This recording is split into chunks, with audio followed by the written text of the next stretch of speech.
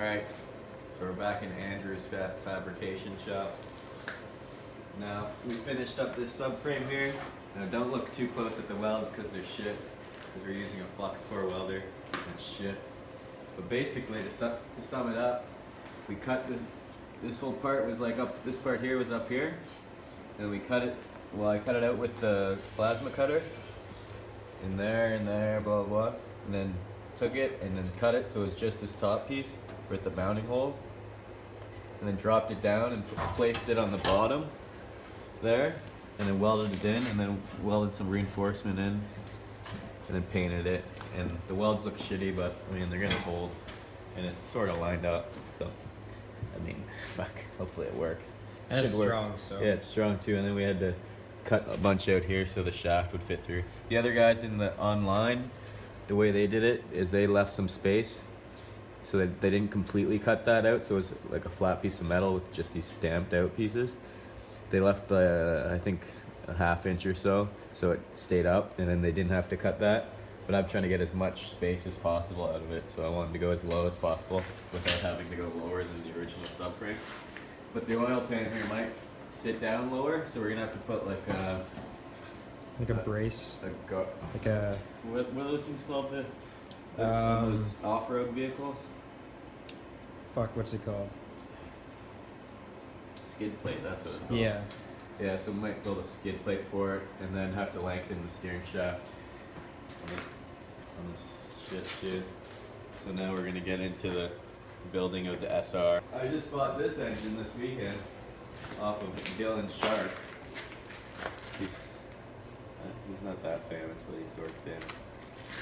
And then yeah, it's just an NA, but we're gonna put my parts on it and then drill and tap for the turbo lines, like the coolant and the oil lines. And what's cool about this is the NA motors were built with, I think, shorter rods and or something like that, so it has a higher compression ratio. And then Dylan was also telling me that the cams have higher lift, so it might make different numbers, but it might not be as strong. So I'm curious to see what that. And you got engine mounts on it too. Yeah, but I'll probably get rid of those.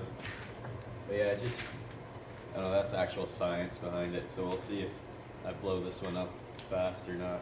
I got it for a half decent price, so I'll just put all my parts on. And then that means that I don't have to buy a head gasket and rings, and, well, I wasn't going to do rings anyway, but head gasket, bearings and stuff, so it saves me some money there, because getting stuff from Injuku in Canada sucks. So it's going to save me some money there, and then I could build the other motor for when this one blows up this season probably. Yeah, so today we're going to clean up some parts and stuff. Probably put that on the engine stand. Clean up this fucking mess here. Just mixing some mortar for the bathroom upstairs, so got the measuring cup out. That's actually done. Is this regular water? Oh fuck, the top was on too? I guess it was dripping.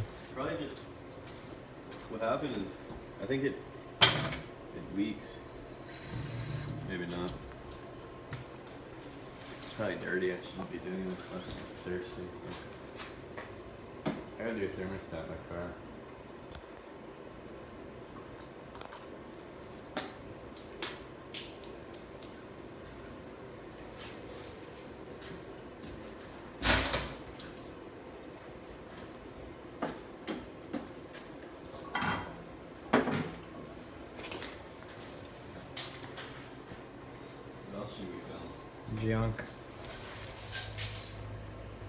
Junk. Where's my fucking pointer finger? In the truck. No, I sold that one. Oh, it's in Cody's car. He's got 2 of them and I got fucking none. Anyway, today I took that engine over there off of this engine stand and put it over there. And then I got this engine from Buddy in Hamilton and put it on this engine stand, and then took shit off of it, which is now over there. Now we're making plans on what's going on with it. and when it's gonna go in the car. And your boy Matt Moragadu, whatever the fuck his name is, from GT Customs, he's gonna fucking fix this shit so it doesn't give me rod knock again. And this time he's gonna put a fucking actual drain plug in it so I don't have to tap a hole in it. Like, what the fuck? Anyway, that's no hate on Matt. He's actually really good. He did a really good job for a good price. So go check him out. We'll leave his shop. So what is this? Explain to the viewers. This is a rear sump SR20 oil pan, custom made, not from CX Racing, for $700, but it came out pretty good for what I paid Matt, and he did a really good job. So if you guys need any welding done, intercooler piping, anything like that, go check him out. Link in description. But yeah, I think the reason why we got rod knock is because there's no baffling in the pan, and there's no like windage tray or anything. So basically when you're driving around, the oil sloshing around, it's getting all over the place. So sometimes the oil sump loses, pick it up. Yeah, like loses It's trying to suck up oil. air. Yeah, so it just, I guess it either does that, or you know, when it splashes around, it fucks with shit. So we're gonna see if we're gonna maybe do some baffling in the bottom, but I don't know, depending, not, we say baffling, but maybe just a couple trap doors or something, but it doesn't really need that because pan doesn't come out on the side. So I'm more so thinking of like a windage tray that comes on top, right where the sump sits in, and then kind of like this. I'm thinking something like this, basically. So when we'll it's only- upside down, the oil can't come up. Yeah, so it'll, basically only the oil can get in is around the sides a little bit and in here.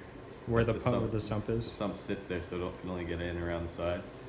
So then it limits, you know, the splashing of oil coming all the way up. But then again, who the fuck knows? I'm not an engineer, so. Thanks for watching. Stay tuned. Fuck off.